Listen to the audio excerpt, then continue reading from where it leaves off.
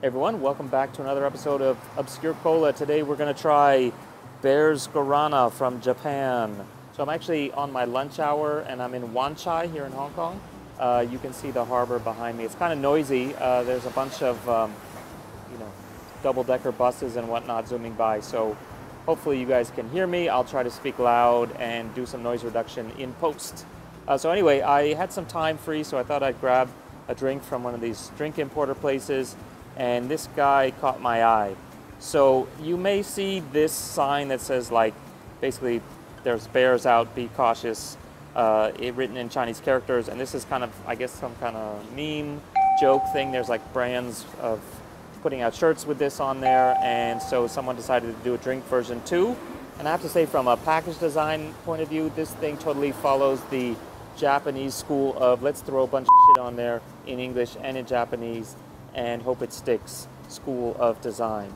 So you got only Hokkaido tastes, you got Bear's Guarana, you got watch out for the bears, you got Azo brown bear, which is that kind of Hokkaido brown bear common in Siberia and Northeast Asia.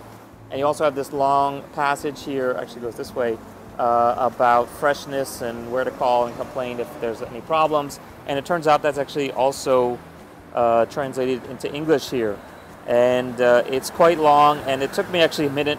Like, I was reading the English, and the English is just horrible, written by not even auto-translate, but someone was just using a dictionary word by word, trying to translate everything with really bad English. And then it turned out I read the Japanese and realized it was basically the same thing, sentence for sentence, word for word. So they really should have paid more, but I think that's all part of the design aesthetic, right? They just want a big block of English. So anyway, let me try to open this up. I've got to put the phone down for a second because I've only got 2 hands and no tripod. Okay, so we've got it open. Let's take a look. You can see it's actually pretty light colored. It's kind of like apple juice or tea colored, and not really much of a scent. You can smell something.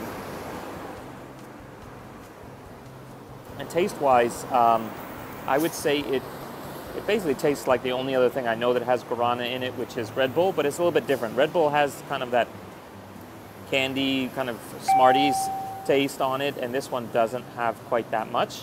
So not too bad, kind of smooth. I actually cheated and I had a couple sips before I started filming, so it's actually kind of agreeable. I checked the nutrition to see if there was anything about caffeine in here, and not from what I could tell. So I guess it is an energy drink, but I don't know. It just says sodium, and Nampa something is 0 grams, and energy is 44 kilocalories. So I think that's just like the calories.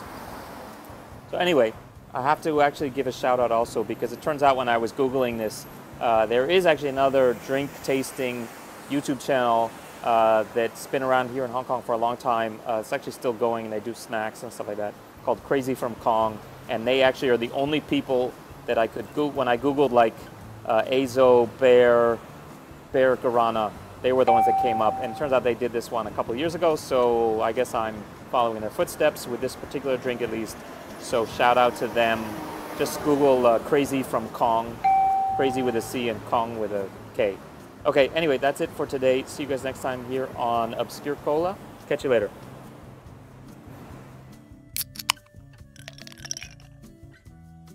Not 2, not 3, but 4, count on 4 special Heritage Edition bottles from Coca-Cola. So this is a